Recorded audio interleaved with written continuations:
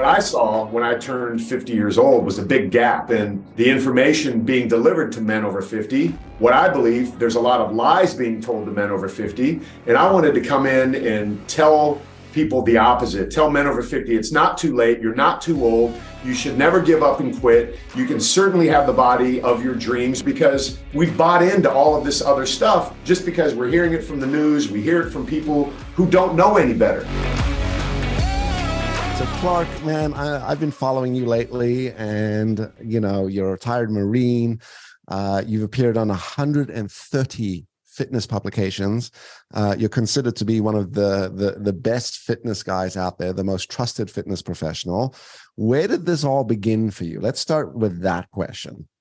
So there's two answers that I give to that, Greg. And one of them is, I feel like I was born to do what I do. And I think you probably resonate with what I mean. And some people don't quite get that, but that's okay, because maybe they're not locked into what they were created meant to do. But it's just a matter of timing, and it's a matter of moving in the right direction. So it feels like my life has been on this course that has led me to be exactly where I'm at today with you talking about this. So there's that aspect of it. And then the other aspect is, in business, we know you find the need, fill the need, and then close the sale. Right. What I saw when I turned 50 years old was a big gap. There was a big gap in the information being delivered to men over 50. What I believe, there's a lot of lies being told to men over 50. And I wanted to come in and tell people the opposite. Tell men over 50, it's not too late. You're not too old. You should never give up and quit. You can certainly have the body of your dreams within reason, within who you are.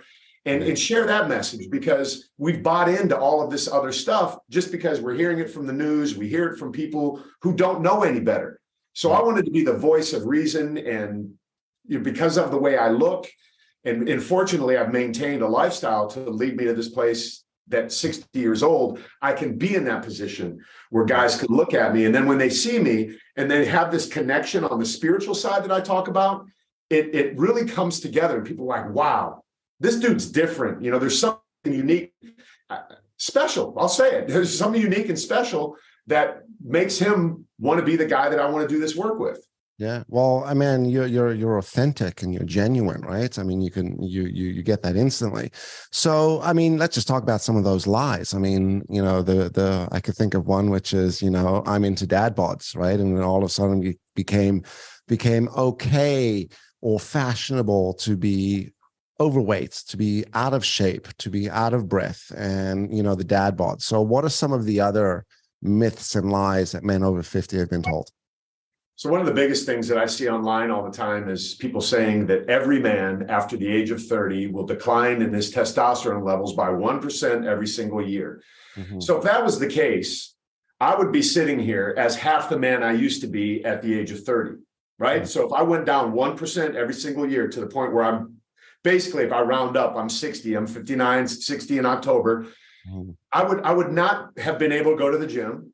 I wouldn't literally be able to wake up in the morning if that was the case. And not every man needs to jump on an exogenous form of a hormone that is bioavailable in your own body through doing certain lifestyle behavior modifications that could amplify the production of testosterone in the male body. The problem is, we bought into that lie that we see, you see one snippet of information. But the thing that I always say to guys is, they didn't come to my house and knock on my door and test me. So I'm not jumping in that pool of average men and being that average guy.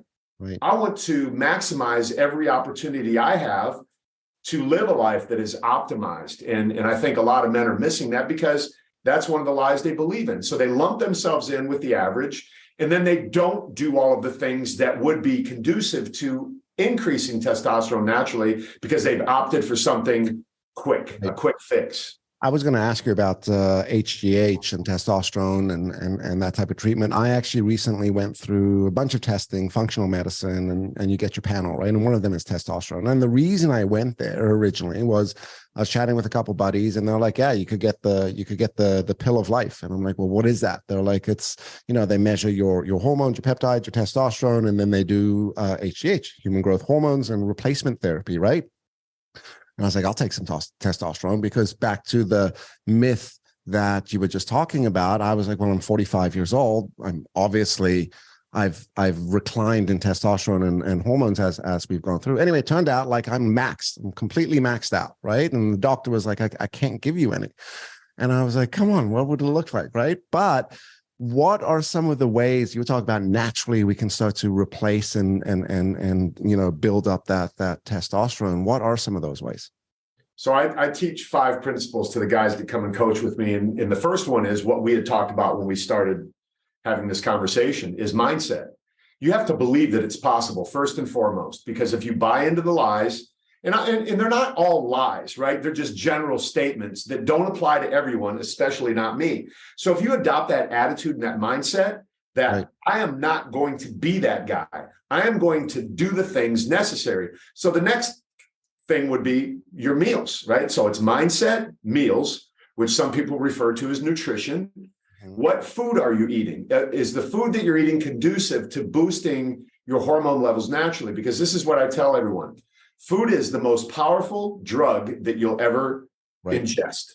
It's a drug, yep. and it causes a chemical and a hormonal response. So if it causes a chemical and hormonal response, is a bag of chips causing your testosterone to rise up or drop down? Now you're going into the average guy because you're doing what the average guy does.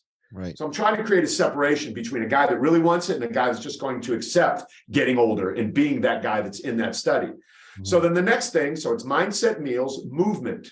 How are we exercising? So exercise is defined as movement. What happens is when we say the word exercise, we automatically assume we need to go lift big heavy weights and spend 2 or 3 hours in the gym. I invest about 20 minutes lifting weights. I do the movements that have been shown by science, not just bro science me, the compound lifts, the multi-joint lifts, the ones that are not isolating just one body part, where you're integrating your body together like it was meant to move. That's going to increase your testosterone. It's going to affect your growth hormone levels, which trickles down into your testosterone, that beautiful cascade of hormones that happens when you move in ways that your body was meant to move. So then mindset, meals, movement, and the big one for me is community. So here's what will happen. Right. If you walk into a locker room of athletes, your testosterone will automatically go up.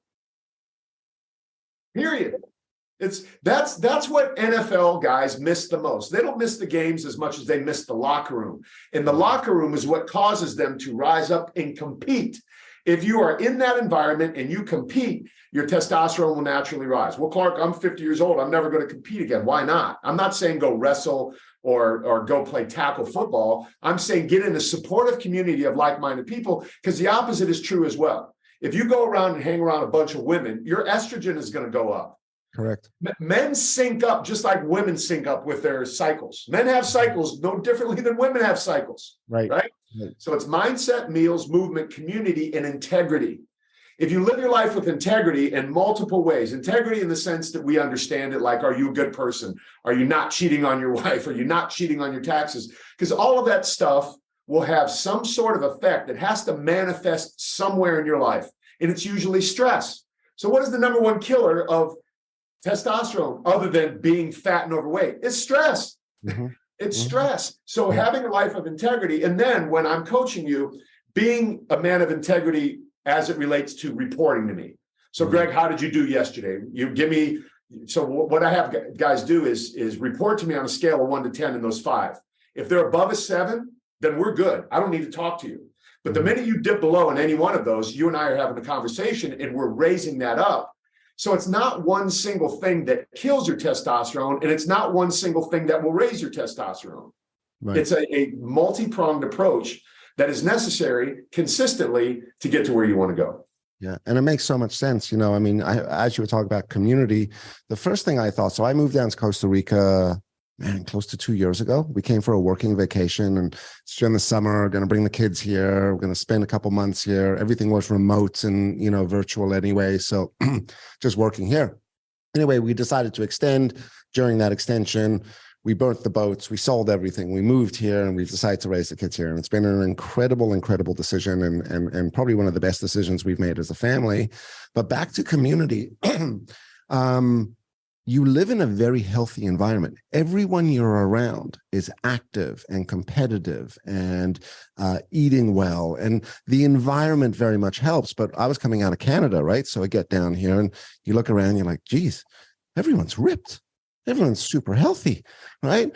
Women look amazing. Men look amazing. Like, well, what is going on? And you just start to realize through sort of osmosis and that sort of, again, that community, is you start to participate and you start to get sort of competitive. And again, your testosterone goes up because there's this need to start to compete. And it could be anything from, boating to pickleballing to tennis to working out and I see it in the kids as well. Like all the kids are physically healthy. I mean, everyone thinks my kid is 6 and they think he works out. They call him little Hercules. Like when he was 4 here, everyone was like shocked at like the physicality of this kid. Right. So I'm glad that we're down here because to continue this, because I don't know if we would be living in this type of environment in Canada. In Canada, you live inside, it's freaking cold. You're behind closed doors. Like your option for movement and activity is very limited. So I love your 5 pieces to that. That's amazing. And it's so simple, right? I mean, this isn't rocket science. And I often talk around to some of my clients. I'm like, a lot of what I do is I teach common sense, right? And the problem with common sense is it's not so common sometimes, right? And that's also like, the unconscious, right? The problem with the unconscious is it's bleeping unconscious, right? So we don't even know we're doing these things. And having a blueprint to follow is there. Talk to me about food. So you were mentioning like food is a big piece in this, which can help boost testosterone and that energy as well. I must admit, I do enjoy a bag of chips every once in a while, maybe too much sometimes. But what would be some foods to either stay away from, not the traditional, like if it's in a box and it's been processed, stay away from that. But you hear things like the Liver King, right? Where he was like, eat raw liver and, go down that road. So back to the myths out there, create some clarity or give me some guidance on what is the food that I should be focusing on. Well, I think any ism, right? Veganism, vegetarianism, any of these isms, in my opinion, aren't good because you're not being balanced in your approach to life. I think personally, we as humans need all of the sources that are available to us, and the sources being meats, stuff that grows from the ground, the nuts and things like that. But it's all in moderation. The number one thing I learned when I got into the gym business was moderation is the key to a successful fitness program. It was a big thing on the wall that Ray Wilson, the inventor of the life cycle, had when I worked at Family Fitness Center when I came out of the Marine Corps in 1983 or 4, whenever that was. And it was then that I realized that we don't need to be, again, it's not this myopic focus on I'm never going to eat meat or I'm only going to eat testicles. That to me is ridiculous. Maybe a testicle every now and then is good for you, but I don't believe what that guy was preaching, nor do I believe that I can't ever eat meat or I should only eat meat. These people that are doing these extremes, I don't think they're sustainable for the average person. So it really comes down to eating whole natural foods. One of my good friends was Jack LaLanne, and some people will remember him, some people might not. But Jack would always tell me, Clark, if man made it, don't eat it. Right. That was that simple. And everywhere Jack and I went, he would get a salad with 10 different vegetables. If it didn't have 10 different vegetables on it, he would politely send it back until he got 10 different vegetables. And he would preach to me all the time, look at all of this color, think of all the nutrients, and think of all the great just beauty that's involved. And the guy was so passionate about a salad. And it made me realize, look, man, we should be eating a nice piece of meat. Clark, look at this, man, all of the nutrients that are provided in this. Think of when you're eating it. I think the biggest thing is this, and this is coming out of left field in a way, but I thought about it the other night. Someone was talking about prayer.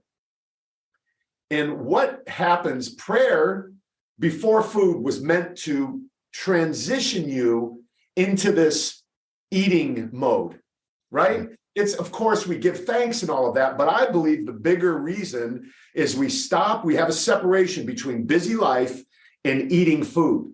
But prayer and meditating in between, whatever people define it as, has become a thing and not attached to this transitional moment of time to where we can prepare our guts to now ingest the nutrients that are in that food that are meant to nourish our body, right? That's part of these prayers that people say.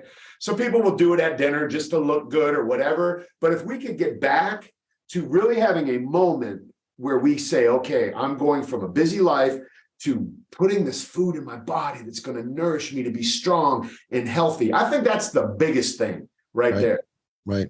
You know, you said a couple things, and I learned this a long time ago because I did them all. You know, my wife's family are vegetarians, and I was first exposed to vegetarianism, and I ran with it for a while because you know you buy into these things, right? And then eventually I got to someone just said to me, they said, "Listen, Greg, if you get a plate of food and it's got color on it, and it's got some protein on it, and it's fresh, good."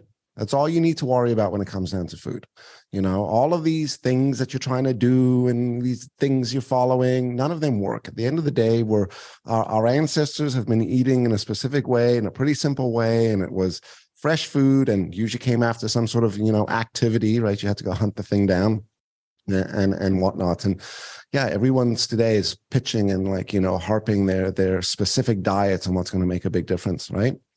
I think the other thing that you said was sitting down, and I'll just paraphrase this, which was you sit down and you're present when you have a meal. I think that's very important when you're with family and friends, right? Because it's no better time to actually take a break and sit down. But we race through food. I mean, look at fast food. How many times you see someone driving in the car wolfing down that hamburger because they're on their way to somewhere, and people don't take enough time to sit and eat and spend time eating, right? In Italy, they do this very well, right? Dinners go on forever, right?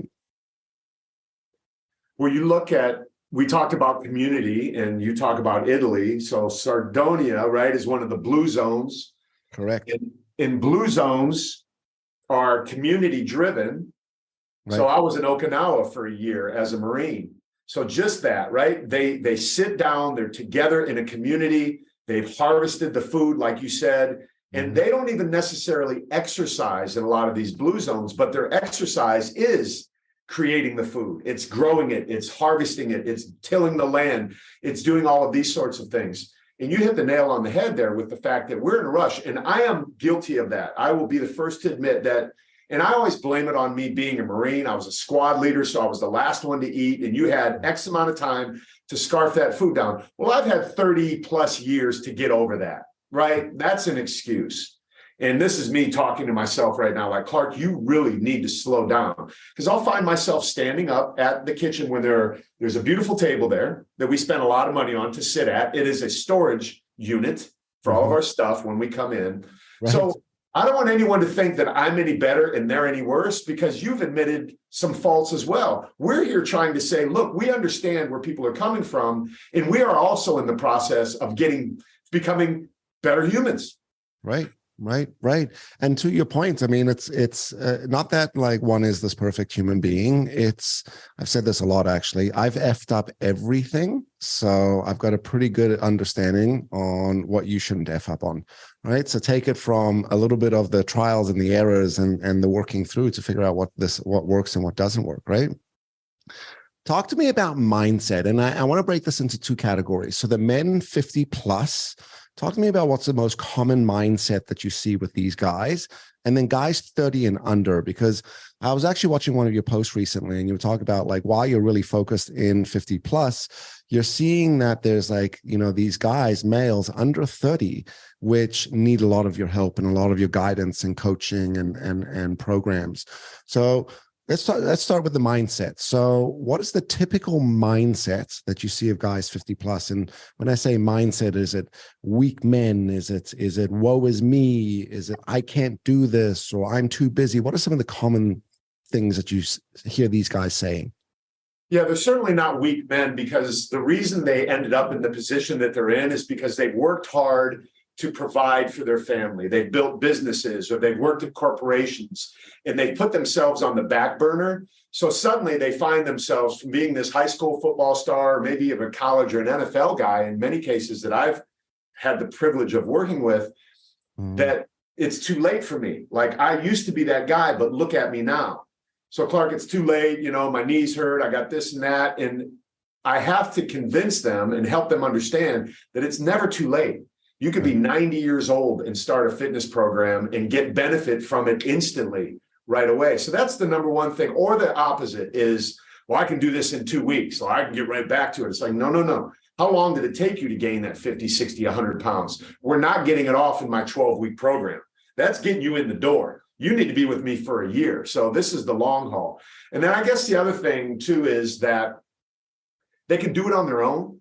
Mm-hmm. And while I understand their thought behind that, if that were the case, they would have already done it. They wouldn't have sought me out and asked me, hey, what's your program all about?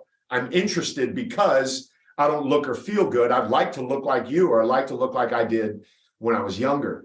Right. And then we go back to the younger guys. What prompted that specific reel that you're referring to is my son came in here and he said, hey, do you remember so-and-so from high school? I'm like, yeah, you know, he had the brother, and we talked about this kid. He said, man, he really needs your help. Will you take him in your program? I said, absolutely, but I'm not giving it to him. Right, and I got him on the phone. He went through the normal process, and he ended up, he said everything. I don't want to wake up in the morning. He even talked about wanting to take his own life. Mm-hmm. So I got on the phone. I said, listen, bro, this ain't happening, but you need skin in the game. You need to have something that you put out there, because I know from experience, you're not going to follow through with this. Right. He ended up not joining my program. So I sat right here in my office and I thought, what am I doing where I'm not able to get these guys to cross over that? Because they tell me everything they need. So I think the commonality between the two is that inside themselves, they just don't believe it's possible, because they've tried so many times. Right. And they failed so many times, or they've gotten results and they've gained the weight back. So my job is to go back to that mindset piece and help reframe things. All we're doing is reframing the things that they say. So you know this, I'm listening and I'm like, okay, this is what you said, but how about we take a look at it this way? And then all of a sudden the light comes on and they're like, wow, I can do this. And I sit here and watch them. Greg, I watch humans just like you do change before my eyes. And I'm like, there you go. That's the moment I've been waiting for. It happened. Did you feel it happen? They're like, what are you talking about? I'm like, you just walked over that line, that imaginary line that's held you back. You know, man, I get fired up talking about this. Yeah, man, it's amazing. I love the fact you said reframing, because so many people think they got to change, and it's like change my thoughts or change the way I think. No, you need to reframe it. And reframing doesn't mean that you go just say something negative to positive. You speak about things differently, and you'll know this as a retired Marine. Like, your mind will give up before your body does, way before the body is even remotely capable or at that limit of giving up. Right? It's the mind that starts to go, oh, I'm tired, or I don't want to get out of bed, or you know, I don't know if I can. And at the end of the day, and it's interesting that you said that, which is like your son's friend who's under 30 is thinking like there's mental health challenges and there's consideration of suicide, and he knows he should and he could, but there's just not this sort of, you know, tipping point for people. And I think maybe for the audience that's listening to the episode today, one of maybe the greatest things we can actually do in these types of efforts is recognize that the first step is this tipping point, right? The program that you offer, Clark, is going to be the tools and the community and everything to make that thing stick, to give you the resources and the wind in your sail. But we need to sometimes just push ourselves out the window. We just need to, I talk a lot about carpet, right? Like, we all live on this carpet, and the carpet represents comfort, right? Very comfortable on this carpet. And what these things require us to do, right? These shifts, these changes, this reframing, this different decision, maybe different choice. Maybe it's as simple as that, right? Choosing, deciding, is we got to step to the edge of the carpet. And the real sort of oomph is to step off the carpet. And every single time you step off that carpet, your carpet gets bigger, right? And you start to create more of a comfort zone, right? Awesome. Got my next question, but it'll come back to me in a second. So talk to me a little bit about the program in itself, and it's 12 weeks. So we're going through these 5 different areas, right? What's your movement? That's the next piece I really want to ask about. So you mentioned something, which is you don't do this crazy heavy lifting. And for the audience, if go and follow Clark right now, he looks like he stepped off a magazine cover, which I think you've been on a couple of them. But like, I mean, when we see your physicality, right, one must think this dude probably lives in the gym 6 hours a day drinking protein shakes. So talk to us about what your movement is when you talk about like using your entire body to work out and activate. So the first thing I'll say is I'm not a guy that really loves going to the gym. I've recently found a love for the gym again. I lost it for many, many years because it just became a burden to me like it does for a lot of people. And I get it. So I had to figure out a way to get re-excited to go back in the gym. And I'm a guy who wants to get the most out of the least amount of work. Now, I'm going to repeat that. I want to get the most out of the least amount of work. So when I go into the gym, I take a look and say, okay, what exercises can I do that is going to affect my entire body? More importantly, my metabolism, which is really what needs to be affected to get us lean and muscular and all of that.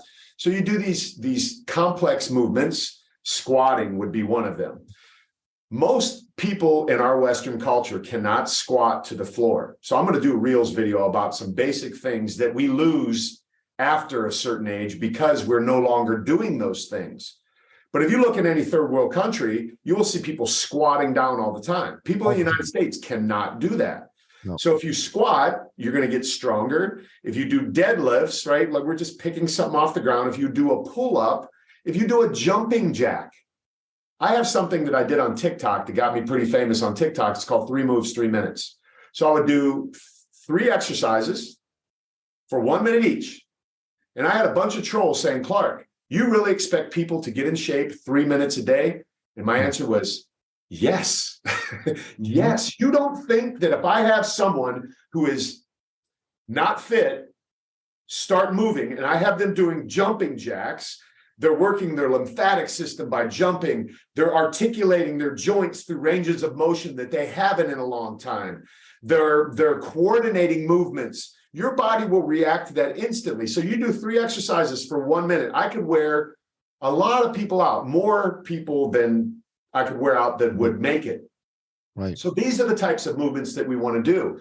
Jumping up onto a box, just plyometric, strong movements, things like that. So I'll spend some time doing the beauty movements, right? Like bicep curls and things like that. But it's not until I get these more complex movements done that, like I said earlier, have an effect on growth hormone, which has an effect on every other hormone in your body.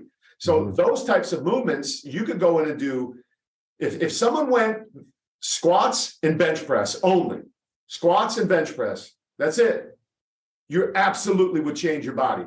Absolutely. Provided you're leading with your mindset, believing that's possible, eating the right foods, doing those exercises, hanging around dudes in the gym that are doing the same thing with the same energy, and then, having integrity, showing up, doing it. Yeah. Yeah. I think, and that's where community also helps with your integrity is it promotes you showing up. There's a couple guys I don't know, they're about 75 years old. One of them is Robin, and he lives here in Costa Rica, and he swims 2 to 3 hours a day doing butterfly in the ocean. And he doesn't do it as an exercise. He does it as like, it's just his routine. Like the guy's very, very intense. But I mean, you see this guy get out of the water and you're like, this dude is ripped. And he kind of looks like he's 70, but you think, well, no, maybe he's not. Maybe he's like, 50. This guy is insanely ripped and, just eats well and goes out and does his flies every day. And it's just his routine. And he's been doing it for years and years and years and years and years. And he doesn't go to the gym and he's not this insane working out guy, but his physicality is insane. And then this other guy I know, his name is Bill, Canadian guy. I would say he's built like, in where I come from, we say he's built like a brick shit house, right? Which is, he's a big boy, this guy. But he said, listen, the only exercise you ever need to do is pull-ups. He was like, you're going to do your wides, you're going to do your neutrals, and you're going to do your chin-ups. So that's the only exercise you're going to need to do. And your entire body will change from that exercise, which is very difficult to do, by the way. Pull-ups, right? I mean, it's a difficult exercise to do.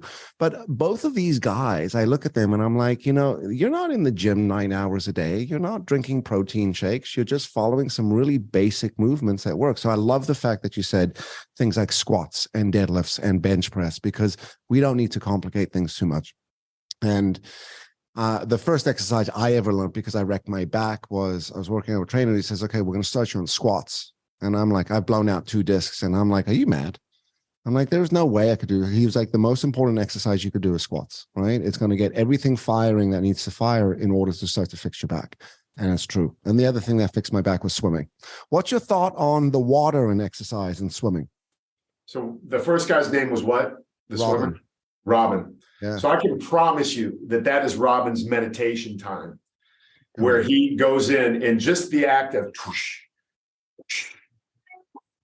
Probably from the moment he gets out of his car or however he gets to the beach and he's transitioning into that water, he goes and narrows and narrows and narrows his focus, and he goes into this place. I was having this conversation about water yesterday, and so I'm not a water guy. I don't swim. I go into the ocean. I have a swimming pool, which I barely use. I go in my cold plunge. I take baths. So I guess I'm in the water, but not like Robin is. Right. But there's something about water that is great for meditation. It's great for just narrowing your focus and opening up the creative side. It's the sensory deprivation thing, because there's nothing else distracting you but the waves and all of what this element. You got to focus on one thing, right? There's rhythm, there's timing, there's power, there's all of that. So Robin, in those moments, probably, and this is an answer to your question, water, I think, is great because it gives you the opportunity to shut out so many other things. Right. Have you ever gone under the water with the intention of really just kind of like,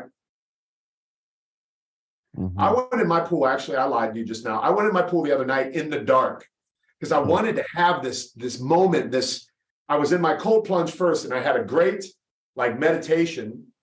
And I'm like, wow, I want to go under my pool and just float around in there, right? And see how it feels. Wow. Wow. But with swimming in relation to exercise directly, yeah, once again, you're articulating your arm, your shoulder. It has the most range of movement than any body part. So when swimming, if you think about that, you're articulating that joint through every plane of movement, which is going to keep it supple and healthy. So if for no other reason, that's a great reason to swim. Amazing. Amazing. And you're right. It's so meditative.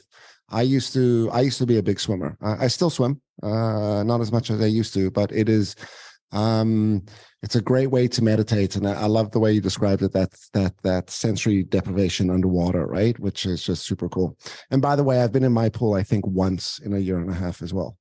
It's funny how that works, right? You get I cleaned mine today. It's spotless, man. I'm out there cleaning it. So that also is a meditation for me. I go out there and you know this is really a weird thing. I love that little thing that moves around and cleans it. I like watching it go through some dirt and just leave a clean track. And I can sit there for 15 minutes and just watch that thing move around, man. I could do that with my sprinklers. I could turn the sprinklers on and just watch them. Isn't that weird? It's hypnotic, right? Correct. And we used to call those creepy crawlies when we were kids, right? Yeah. In fact, that was the actual brand name, creepy crawly, right? When it was like, when it would suck them. Today they're like space shuttles under the water. Right. Very cool. So, okay. So you mentioned cold plunges. It's become very popular. Everyone's cold plunging. Give us the pros of cold plunging, and when did you bring this into your routine? So I've done cold showers off and on. Remember the ice bucket challenge years ago? I didn't do that. I refused to participate in that for some weird reason. I don't know why. But that's really kind of when it became into my consciousness of, wow, because I saw the reactions of everybody, right? This shock, and people were just, I'm like, wow, that does something to your system. So I started taking cold showers then all of these cold baths started coming in. I have a plunge in my backyard. They sent it out to me to use. One thing that it does, whether you want to argue the science as it relates to what it does on a cellular level and all that sort of thing, it makes you do something you don't want to do. Because I go in that thing all the time and I never want to go in that thing. Right. It's been rare. The only time I wanted to go in that is when we did a hard workout out here. It was hot. We were sweating. I'm like, ooh, that cold plunge is going to feel good. Right. But when you wake up and it's first thing in the morning and it's raining outside and it's cold, you're like, wow, this is the last thing I want to do. Now you have this opportunity to have this conversation with yourself and then see who's going to win. Is the weak-minded version of yourself going to win, or is the person who wants to overcome these weaknesses? I like this shirt that says, "Be stronger than your excuses." I've seen it. Awesome. Yeah, I have every reason. Listen, I don't need to go on that, you know. I'm like, no. And the minute I get into it, you have this victory. You're like, I won. And then it's not as bad. So now you're understanding that, wow, a lot of the things that I tell myself that are bad aren't really that bad. And I'll be really, really transparent with you right now. I've been married for 34 years or something, and marriage is hard. It's not easy. And oftentimes I would rather not have a conversation with my wife because I don't want to do it. I just don't want to do it. I don't have the energy, but it needs to be had. And I know she ain't initiating it. So it's the same thing. Getting into that cold plunge and making it happen and realizing it wasn't as bad as I made it out to be in my mind is very similar to, oh my God, I got to say this. So here we go. You convince yourself there's going to be this big fight and all of these sorts of things. And even if there is, it's still better that you just jump in and go do it, because eventually it's going to be over with. Correct. But if you continue to put it off, it's just a waste of an investment, right? Right. So, and you talk about mindset again here, right? It's the mind first, and it's the reframing back to what you were talking about before. Anyway, here's an interesting stat, by the way, for you and your wife. And for the people that are married, if you want to have a long-term relationship, like 34, 35 years, which is a huge success in today's world, congratulations. There's a couple of things that we got to do. One, we got to lean into having the conversation. But the question is when do we have that conversation? So there's a stat out there to say, when do married couples fight the most? What's the day of the week and the time? And it's Sunday between 5 p.m. and 7 p.m. So any serious conversation that you want to have with your spouse, Sunday between 5 p.m. and 7 p.m. is probably not the time to do it. And there's a psychology to this, which is from Friday till about Sunday, you've been in this sort of what we call spontaneous, joyful personality mode, right? It's been the weekend, we're free. In other words, what we really are is we're free from life's responsibilities. We're allowed to be, in quotations, the natural kid, right? I could go have dinner with friends. We could see friends. We can socialize. We could do our hobbies. We can, do those backyard things. We could clean the pool for 15 minutes and meditate. And then all of a sudden around Sunday, right, we got to sort of put that sort of spontaneous, impulsive, free side away. And we got to start to think about the week. So I open up the schedule and I start to think, what's going on this week? And what happens? I now move into like that serious mindset or mode, personality. And then usually the spouse, what could be you, what could be the other, wants to have a conversation, and we're all agitated and we're a little reactive. And then what turns into a simple conversation like, hey, what do we want to do for dinner? Next thing you know, you're scrapping and stuff like that. So, part of having a healthy relationship, try to avoid each other on Sundays between 5 and 7 p.m. I'm going to block that off on my calendar right now. I'm just going to put set for duration, 5 to 7 Sundays. I'm busy. It's my alone time to go dive under the pool and just cruise around in there. Correct. I'm going to meditate during that time. Awesome. So tell us a little bit about if people wanted to get involved with you. So what are the types of programs that you're offering? Do you do one-on-one coaching, or is it just group? Help the audience get in touch with you. I mean, how could they work with you? So people often ask me, Clark, what do you do? And my answer is, we realize that men over 50 are busy. They've overworked themselves. They've let themselves go, and they've convinced themselves that they can't get back in shape. So that is my ideal client. That's the man that I'm looking for. A successful guy that has achieved everything in his life, but wants the body back. So the way he can get involved, number one, is having an honest conversation with himself. Like, where am I at and what do I need, right? Because I can't help anyone until they have realized, like, I need help. And it's okay to get a coach. I got a coach in business. I have coaches in my marriage. We have coaches in every aspect. So there's no reason we shouldn't seek someone who has the information and the experience of working with men just like that person to help them move along the way. So I do one-on-one myself, and it's very selective, right? I only want the guy that's bought in. So to get me, like I limit myself to a certain amount of guys, and that is it. Mm-hmm. But I also have coaches that work, they're not under me, they're alongside of me. It's a team. We all work together. who have gone through my program. They've graduated in a sense. They know the culture. That's important. I don't want to hire some guy that has a certification and understands everything that doesn't know the culture of what we do. I'm a servant leader. I'm here to serve men. I'm here to listen. And the number one thing I hear from guys, Greg, is when I ask them, how do you like to be coached? And the number one answer is, Clark, call me on my shit. Call me on it. Tell me. And I'm like, okay. So the guys have gone through my program. So I have 3 other coaches, 2 of whom work one-on-one with guys. And then there's another guy who works in the group, because we found through trial and error that a group program was necessary for guys that may have not have the finances to work with me, or even a one-on-one coach, because we don't want to limit anyone from having access to this great community is the biggest thing that I would say guys get from this. Because look, anyone can Google how to lose weight, and it's going to tell you, get on the treadmill and eat less food. I would be remiss if someone paid me the fee that I charge to coach with me, and that's all I told them. Mm-hmm. And what we said at the beginning is sell them what they want and give them what they need. You know, I lead them in with this. I'm like, okay, we can get you looking a certain way, but when I get them in the door, then I talk to them about all the real stuff. And oftentimes it's the marriage thing that's affected them. It's the business. It's never about a treadmill.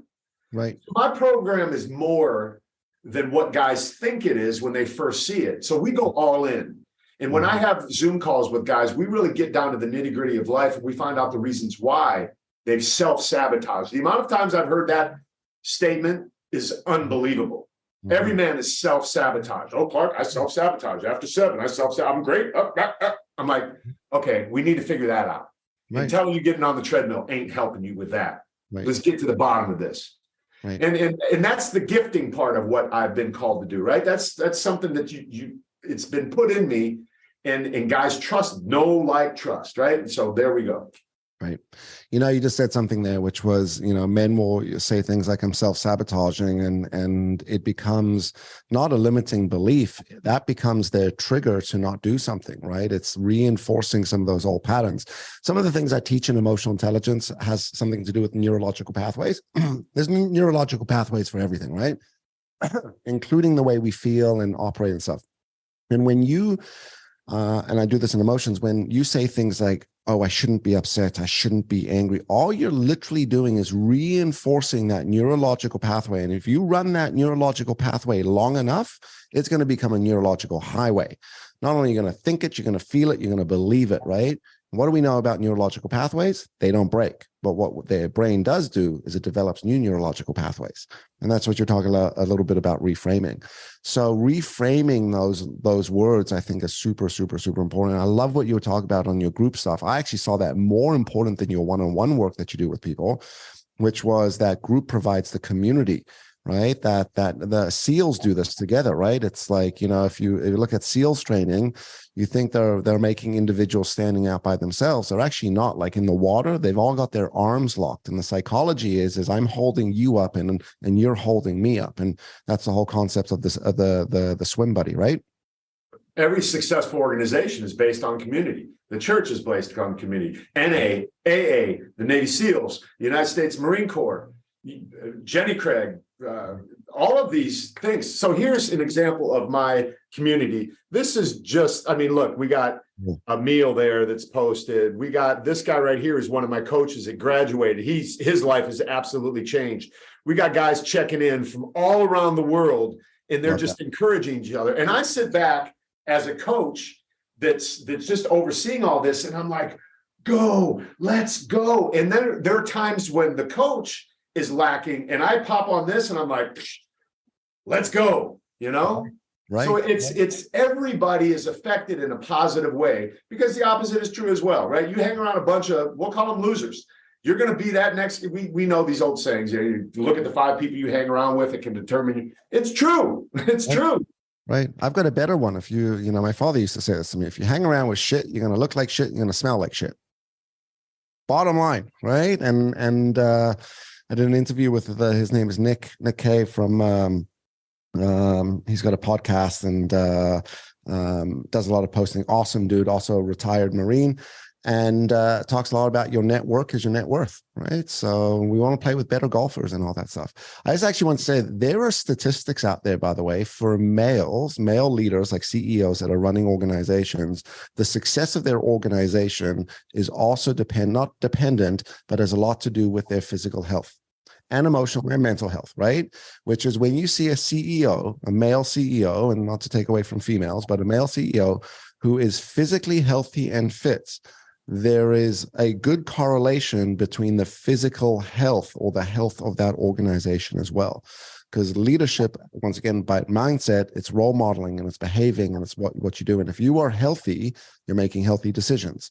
If you're physically healthy, you've got the stamina and the endurance to go through that exercise of running that business. Because sometimes business and entrepreneurship feels like a war, right? So I think those things go hand in hand and super important. And by the way, when I laughed to the audience earlier, when Clark said, by the way, this is what I stepped forward with, he lifted his shirt and it was like, I want to know what your stomach muscle routine and exercise is. You're going to have to send that to me afterwards. And don't tell me it's just eating right and doing pull-ups, because I got one good thing for you that I'll share. Okay. It's game changer. Right. Awesome. All right, Clark. Thank you for being here, man. You're a fucking legend and a beast, and I love the work that you're doing. I love what you stand for. The world needs more Clarks out there helping us be better in mind and better in body and better in relationships and well. And that's really what you represent, right? Which is you're setting people up to have a very healthy lifestyle, life in all aspects, their marriages, their businesses, their communities, their mindsets, their eating, which is awesome. And you literally are the definition of success. Like if we look at what you're doing, this is the joke, right? Don't try to reinvent it. There's been a dude that's done this for you, right? He's figured it all out, right? Follow his model, follow his blueprint. Super, super, super awesome. We come to the most important question at the end of the show, which is, what do you think we could all do to be better humans tomorrow? Love yourself today. It's amazing. Amazing, right? In the world that we need to do that more, right? Love ourselves and, put that self-nurturance and self-care, and there'll be enough of an energy. Our cup will be full enough to give from our overflow to others. Awesome, Clark. Clark, how could the audience get in touch with you? Drop your website, drop your handles. So the program, you can go look at it, man, if you're interested at all on any level. I would love for you to vet me out. So go to maximizedmanelite.com, do a Google search on me, ask anybody who's ever worked with me in this industry, hey, is this guy legitimate? Does he operate his business with integrity? Is he really representing himself in the way that it seems that he is here? Then my Instagram handle is just Clark Bartram. Those are the two easiest ways to reach out to me. If you are seriously interested, send me a DM. Just voice message me, say, Clark, I saw you on Greg's podcast. I'm really interested in learning more. I will personally reach back out to you, and then we'll put you in the process and we'll figure out the strategy to get you moving in the direction you want to go. Awesome. And we're going to put all of that in the footnotes. So to the audience, not only, go follow him, but we'll have that information for you thereafter. To the audience, if you like today's episode, don't forget to like, don't forget to subscribe, don't forget to share, go and follow Clark. He's got an awesome channel. It is filled with a ton of sound bites and good clips and information. And even if you just did that, you'd probably be healthier. Stay happy, stay healthy, and we will see you on the other side.